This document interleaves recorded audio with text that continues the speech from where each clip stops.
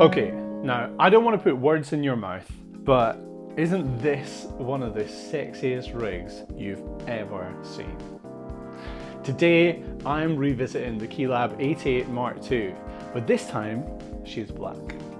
A lot has happened since I did my original video on the 88 Mark II, and the changes aren't just on the outside. Arturia has been working hard to upgrade this from the inside as well. With all new V Collection software, Analog Lab V, a firmware update that sorts out the velocity settings, and finally, we have Arturia's fancy legs. Honestly, this is pretty much the full package now. So we're going to get into it.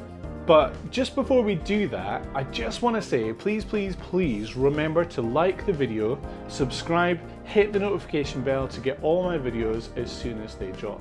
Now, let's just do a wee unboxing to check that everything's as expected. And also, let's see what we get when we open up the box for the legs as well. Now, to be honest, the setup is a wee bit of a faff. You certainly won't be changing out your X stand for this if you want to gig with it, and if you've got a 2 keyboard rig. However, the legs are sturdy, strong, and they look amazing.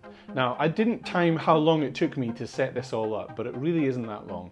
And once you've installed the metal plates that the legs screw into, you don't have to remove those again. And another really good thing about these metal plates is that they've got these little kind of rubber feet on them, which gives you a nice bit of ground clearance. So if you just want to like plonk it on a tabletop or on top of a piano, then that's kind of good. One thing though is it would be really good if Arturia included a little carry bag with the legs, just to keep everything kind of bundled up together when you're transporting it from one location to another.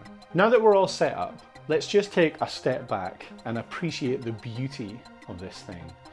I honestly believe that the combo of the Keylab 88 Mark II in black with these wooden legs looks incredible.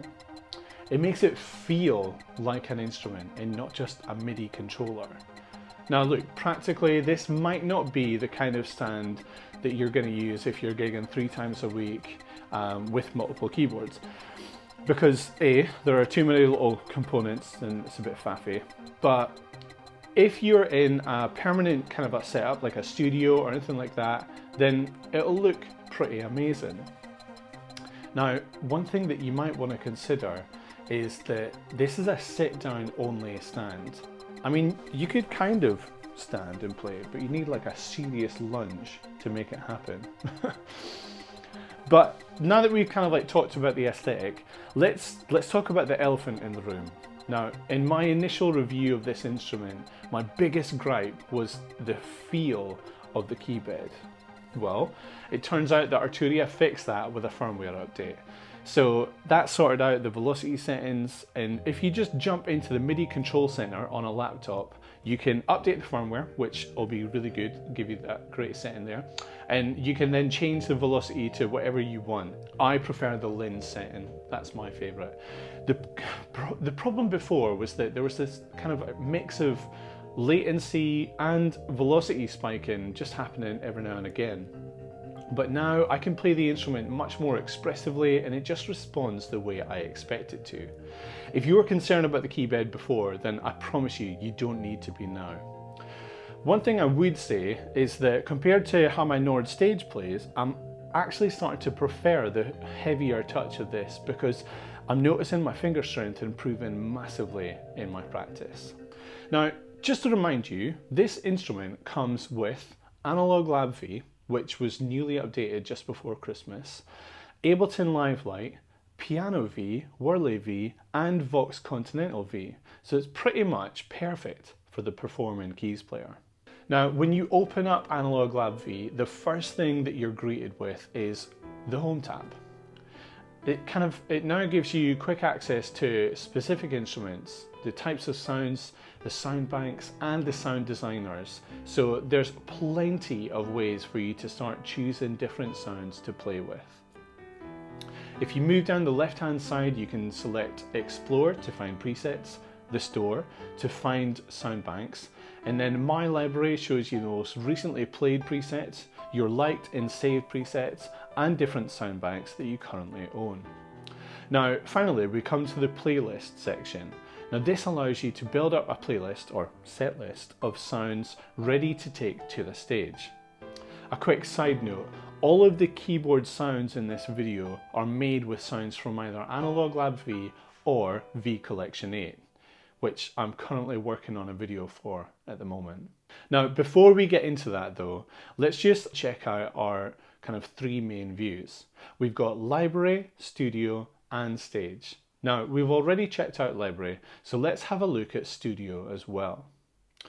Here you get to build up two parts with effects A and B, followed by a master delay and a reverb, which then goes out into the master section. Now, while this isn't quite as fully featured as the likes of main stage, it is definitely headed in the right direction. Now, you can only send one part to one effect at a time, and both parts can go to both sends equally. Once you're done editing your custom preset, you can do that within the studio or the library, by the way. You can save that as its own preset with all types of information so that you can recall that later. Once you've edited and saved your preset, you can take it to the stage. So this is where analog really starts to develop into a proper live performance tool. If you replace the word playlist with setlist, by the way, all of this just kind of makes sense. But in a playlist, you can have as many songs as you like, and then your presets go inside that song folder. So you can have multiple sounds for a song, which is great for different song sections, or even like parts of a performance throughout an evening. Now, one of the great things about this is that everything is pre-mapped to your Keylab, which saves you a lot of time. You'll easily see and change general settings for like brightness, timbre, time, movement. You can control your effects A and B, your delay, your reverb, the master volume, and all that stuff. Lastly, if you need to tweak the MIDI or macro settings, then just click on the cog on the upper right hand side of the screen. That also gives you access to tutorials on how to use the software better. If I had to be nitpicky, I don't like the fact that you can't put Analog Lab V in full screen mode. I wish there was more scope to add more than 2 parts per preset, and I also wish you could assign presets to MIDI notes so that then you could control them from within Ableton or main stage. Now look, to summarize, Analog Lab V is definitely headed in the right direction. I think it's really close to being a fully featured live performance tool for keys players. There, done. But there are still things missing. I'd be happy to use Analog Lab V in a simple setting, like with a church band where I don't need a lot of complex preset sounds, or even a nice chilled gig. But for gigs where I need to integrate playback live for tracks or use tempo sync for effects, then it's gonna be Mainstage or Ableton, at least for now anyway. Now that being said, I am fully on board with the Keylab 88 Mark II, especially this black one. In fact, I'm selling my Nord, so go over to my eBay page and you can bid on that if you want.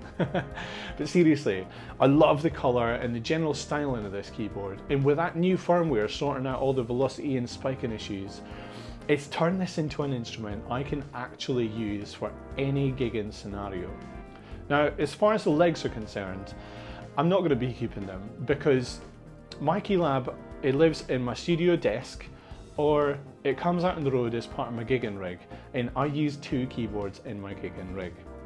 However, the legs look amazing, and for somebody who wants a more permanent setup, then yeah, I think they're going to be really happy with that. As ever guys, I'm going to have affiliate links in the description below, so if you want to buy this Keylab, well not this one, or the legs, then just buy them through those links. It doesn't cost you any more, and it does help out my channel a little bit. Just finally, I want to say thanks so much for watching this video, and if you liked it, then please like it, because that really helps me out. I'll tell you what though, I did forget to say, I bought this Keylab with my own money, so I didn't get any like freebies or anything like that this time, but Arturia did send me the legs out to review, but I have to send them back afterwards anyway. I just thought I'd let you know that. But that's it from me today guys. Thanks so much for watching this video. Like I said before, if you liked it, then do that. If you didn't like it, then you know that other button's there as well, that's fine. But I'd love it if you could subscribe, hit the notification bell, and do all that fun stuff. Share this video around, tell other people about it and what I'm doing here on my channel. Until the next video, guys, keep creating.